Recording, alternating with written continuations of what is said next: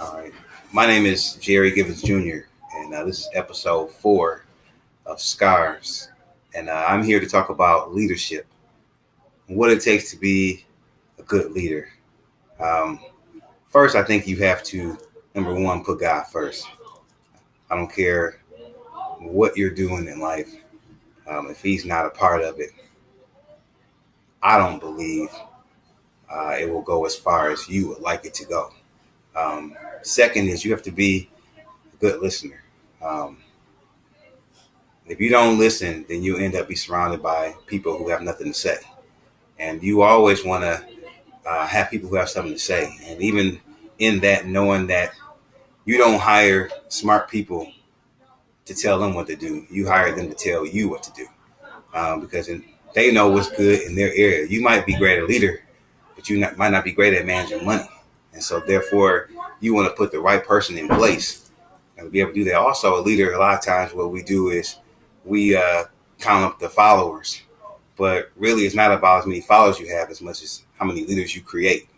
You want to be able to create leaders under you to make them lead, because you're not going to be here forever. And I think about my 3 children. I try to I plant in them. I tell them every day, like, look, lead by example. Don't ask anybody to do anything that you wouldn't do. Have a mind of your own. I hate when we sit there and we follow people and we want to blame them for falling in that hole, but we're the ones that follow them. Taking ownership is a way to be a leader too. We always want to do the blame game. We want to point our finger at everybody. We want to blame the system. The system is the reason why we can't do this and do that. But that you go out and learn the system.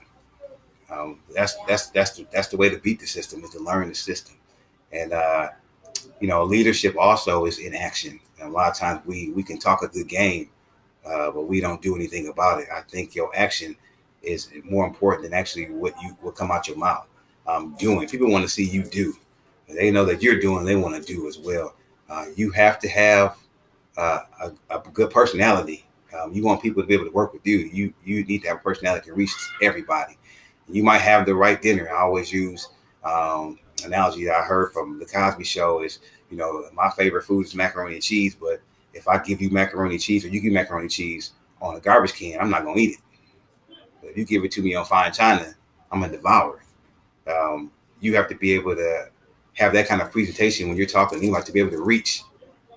It's not just one category you want to reach. You want to reach all the books in the library. You just don't want to stay in one section, because that's all you're going to reach. You stay in horror, you're going to be in horror, right? But I mean, you want to be able to reach comedy, reach drama, biographies, history. All those books are important.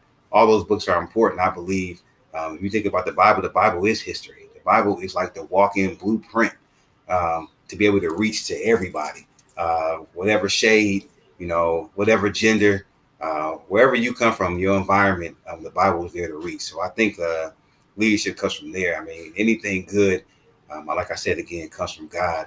Having patience is another thing for being a leader. You have to have patience, understand that people are not going to move the same speed that you'll move at. Once you get that understanding, I think it'll be good. Some things you have to do on your own, but other people have to do their thing. But you have to have patience with them, because we have patience with them, they have patience with you.